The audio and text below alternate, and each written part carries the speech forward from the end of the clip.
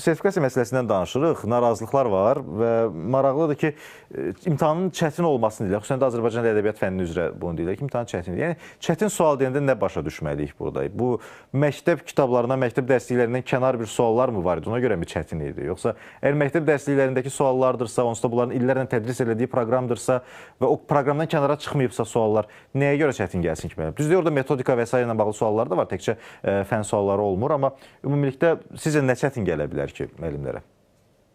Ümumiyyətlə, sertifikasiya imtahanında sualların çətin ya da asan düşməsi də fənlərə görə o belə düzgün tənzimlənməyib. Niyə? Çünki əgər bu çətin olursa, bütün fənn müəllimləri üçün çətin olmalıdır, ya da ki, asan olursa, bütün fənn müəllimləri üçün asan olmalıdır. Burada əsas məsələ, məsəl üçün, coğrafiya, biologiya, tarix, bu kimi fənlərdə sertifikasiya suallarının asan qoyulması, müəyyən fənlərdə bərabərlik prinsiplərinin pozulmasıdır. Məsələn, bu ilin sertifikasiya imtahanında kimya və Azərbaycan dili fənni kifayət qədər ağır düşür. Əslində, mən sualım da bundan bağlıdır, Kamil müəllim. Sualım da ondan bağlıdır ki, çətin deyəndə meyarımız nədir? Nəyə əsasən çətin? Çətin deyəndə, məsələn, yazıla bilən sual var, yazıla bilməyən sual var. Əslində, müəllimlərin işə qəbul imtahanında sualın çətin düşməyi yaxşı bir şeydir. Çünki ən yaxşı müəllimi seçdik. Amma burada məsələ maaş artımına təsir eləyəndi deyə. Ona görə burada Təhsil Nazirliyi mütləq şəkildə sualların bərabərlik prinsipini gözləməlidir. Hal-hazırda da bu dəqiqə orada vəziyyət elədir ki, yəni bərabərlik prinsipi gözlənmir. Məsələn, biologiyada hər imtahana girən, siz demiş, illərdir tədris eləyirlər deyə bu fənni. Hər kəs 60 sualdan 58-60 bal yığdığı halda bu Azərbaycan dili və kimya fənlərində mümkün olmur. Sertifikasiyada fənlər arasında, məsələn, biologiya və Azərbaycan dili arasında sual səviyyə fərqi qoyduğundan da o müəllim istər-istəməz, baxın, çətinlik dediyimiz şey nədir? Var sual, məsələn, 2 sətirdən ibarət, var sual bir A4 səhifəsinin yarısından ibarət. Və burada verilən vaxt 2 saat ərzində bu müəllim qarşılaşdığı sualların ölçüsü, sualların quruluşu mürəkkəb qoyulub, budur iddia. Əlbəttə ki, orada bu dəqiqənin özündə istənilən fəndə 15 sual hazırlayıb, yəni bütün müəllimlərə, hətta ekspert müəllimlərə belə verərsən 15 sualı, oradan 15 sualdan 0 yazar. Yəni, sualı çətin yazmaq çox rahat bir şeydir. Orada qeyri-adi bir məsələ yoxdur. Sadəcə olaraq, burada ən böyük problem həmin o sertifikasiya imtahanında bərabərlik prinsipinin gözlənilməməsidir. Burada ümumiyyətlə sertifikasiya maaşa təsir göstərən bir məsələdir və nəzərinizə çatdırım ki, Təhsil Nazirliyi sertifikasiya adı altında keçirdiyi bu imtahan əslində maaş artımıdır.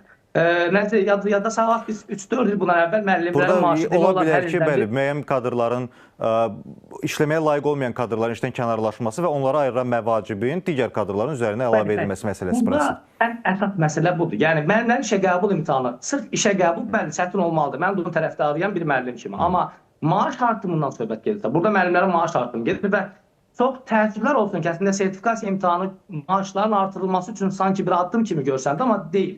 Yəni, mən xırda bir müqayisə edək gəlin. 3-4 il bundan əvvəl hər il Prezidentin sərəncamı nəticəsində müəllimlərin maaşı 5%, 10% hər dəfəsində artırdı. Amma bu sertifikasiya imtahanı çıxandan sonra müəllimlər 5 il müddətində eyni əmək haqqıya çalışmağa məcbur buraxılıbdır.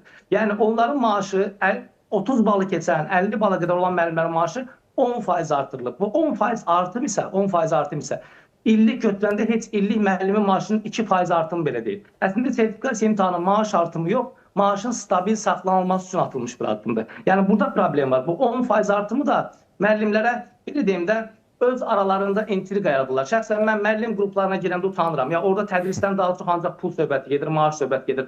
Ya bunu yaradan da əslində məhz bu imtahanı keçirəndir. Ya burada bu dəqiqənin özündə çox böyük bir qlobal problem var. Xırda bir problemi dilə gətirmək istəyirəm. Kimya müəllimlərinin sertifikasiya imtahanında hətta ad da çəkərəm, kimya müəllimlərinin sertifikasiya imtahanında birbaşa suallar sızdırılıb. Hansı ki, bununla bağlı Təhsil Nazirliyinin açıqlama verilib ki, yox, burada suallar sızdırılmayıb.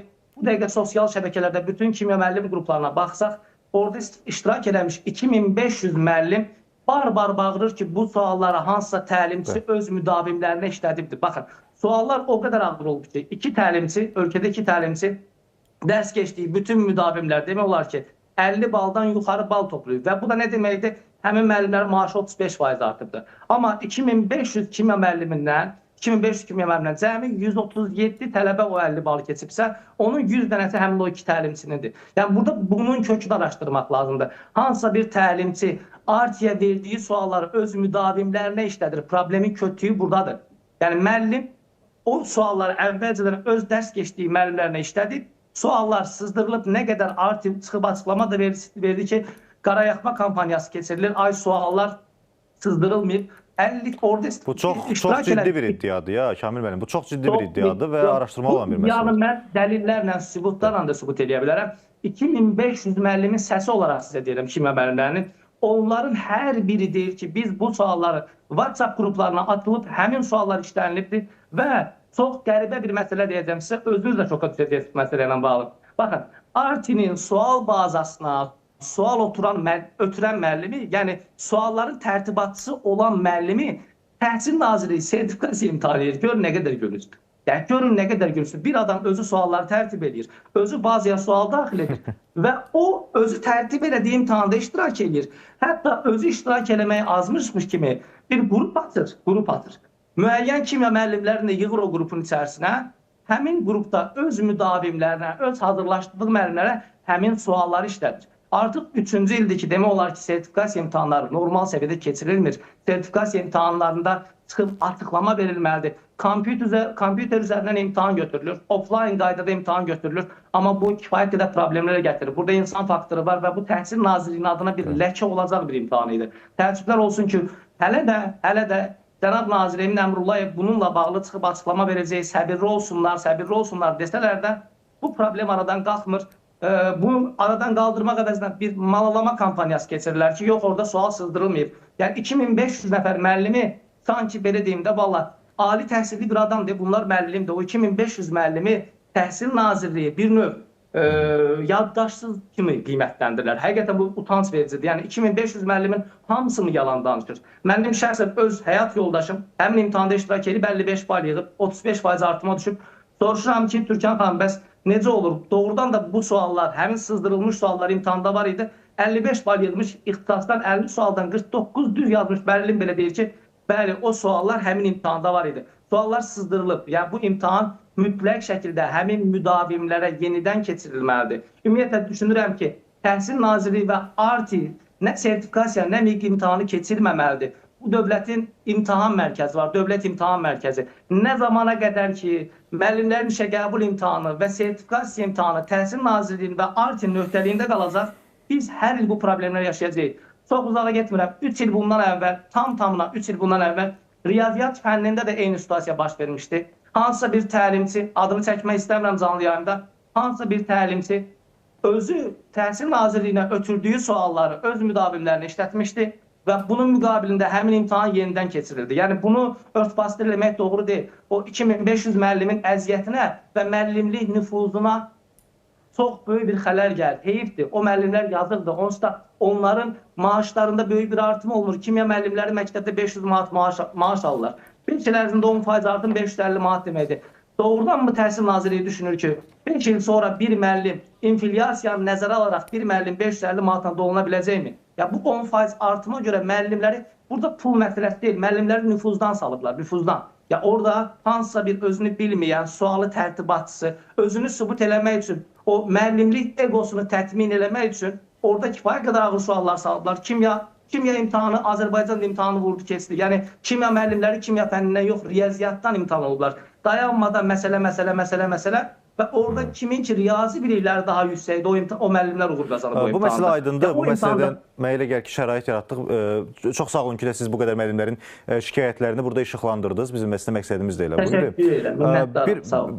Sağlaşmıram. Bir sual da verəcəm. Əslində bu məsələnin bir tərəfidir. Digər tərəfi də riyaziyyatla bağlı məsələlər var idi, suallar var idi.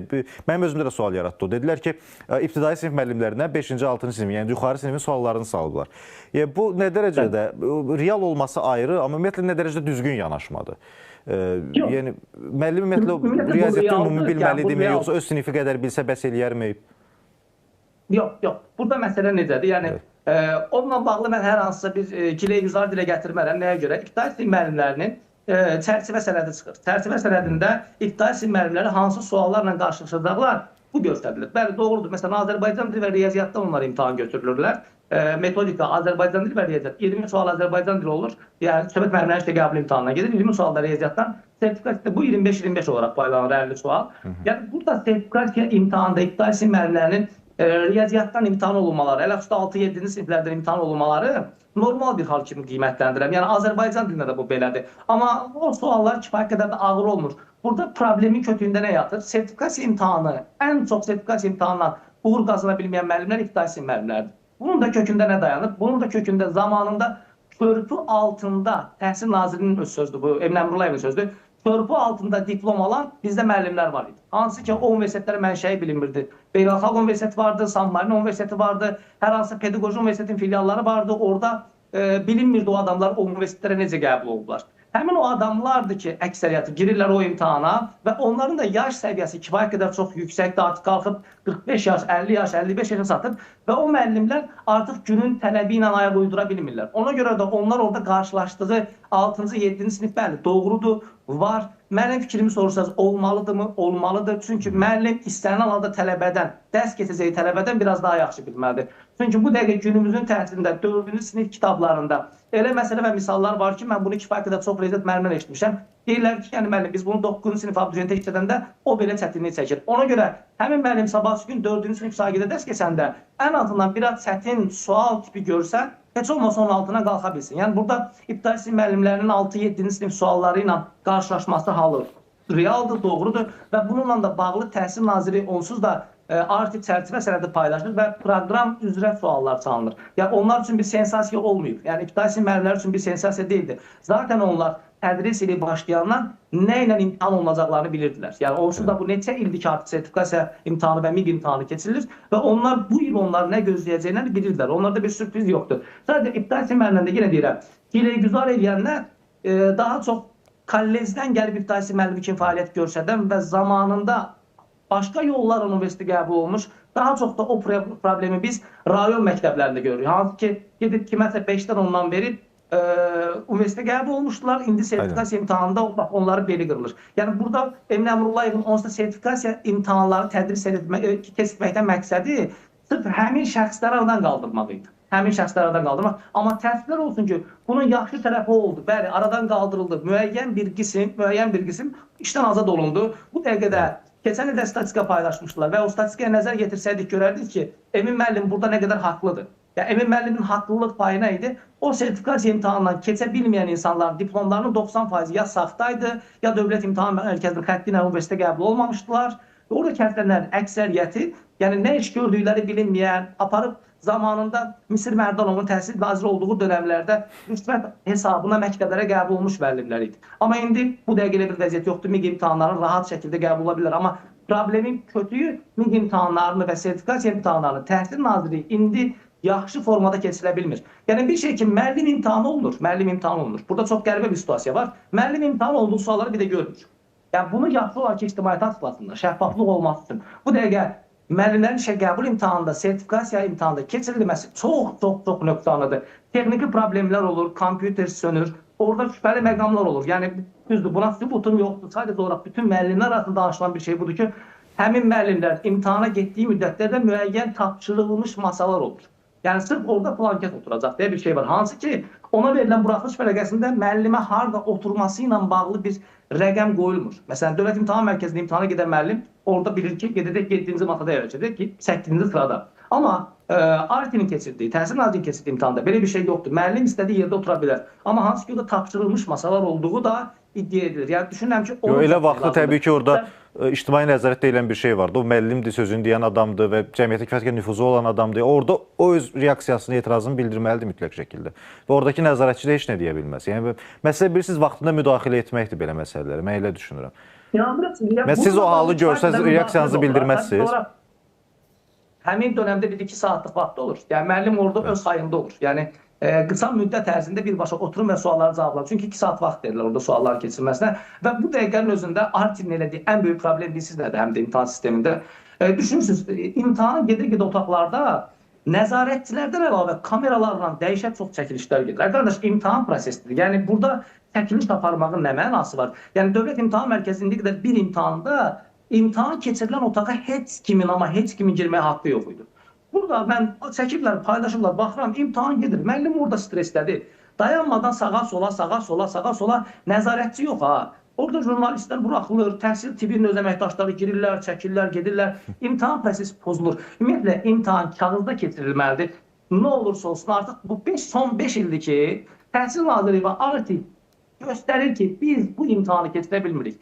Yəni, bunu mütləq şəkildə Dövlət İmtahan Mərkəzinə vermək lazımdır. Çünki ölkənin bir imtahan mərkəzi var. Hətta baxın, Təhsil Nazirliyi və ARTİ-nin öhdəliyində 2 imtahan var demək olar ki. 1, müəllimlərin işə qəbul imtahanı və sertifikasiya imtahanları, 2 lisey imtahanları. Sosial şəbəkəni açıb baxsaq, bu dəqiqədə lisey imtahanlarının da nə qədər qüsurlu olduğunu. Baxın, Təhsil Nazirliyinin keçirdiyi bütün imtahanlarda hamının ağzında rüşvət məsələsi var. Hamının ağzında rüşvət məsələsi var. Yəni, bu dəqiqənin özündə bütün lisey hazırlıq qruplarına girib baxsaq, müəllim, valideyn qruplarına girib baxsaq, hamının ağzında bir söz var ki, filan kəs müəllim sualı satıb.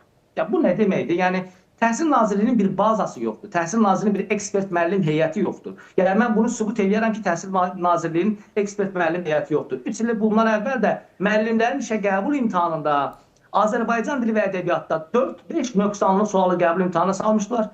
Məni dəvət elədilər, mən getdim ARTİ-də həmin mütəxəssislərlə görüşdüm. Həmin mütəxəssislərdən soruşdum, siz kimsiniz? Yəni, hansı sifətlə bu dəqiqə buradasınız? Yəni, hansı pozisiyada mənim qarşımda durmuşsunuz? Öhdəliyiniz, vəzifəniz nədir? Dedilər ki, vallah, biz Təhsil Nazirliyinin əməkdaşı deyilik, Dövlət İmtahan Mərkəzinin əməkdaşıyıq. Sualları müzakirə üçün gəlmişik. Yəni, Təhsil Nazirliyinin özünün ekspert müəllim heyəti yoxdur və imtahan keçirir. Bunun özü gülüncdür. Və o sualları da müəyyən kursları təlimçilərdən alır. Ya, bunun özü bir abırçılıqdır. Təlimçidən imtahan alıb, həmin təlimçini imtahan götürmək nə deməkdir? Yəni, bu biraz çox gülməli məsələdir. Ona görə bu imtahanı keçirdə bilmirlər. Burada böyük bir şey yoxdur. Yəni, bunu dövlət qərar verməlidir. Almalıdır o imtahan Təhsil Nazirinə, verməlidir Dövlət İmtahan Mərkəzinə. Bu imtahanı Məlikə xanım Abbaszadenin öhdəliyinə vermək lazımdır.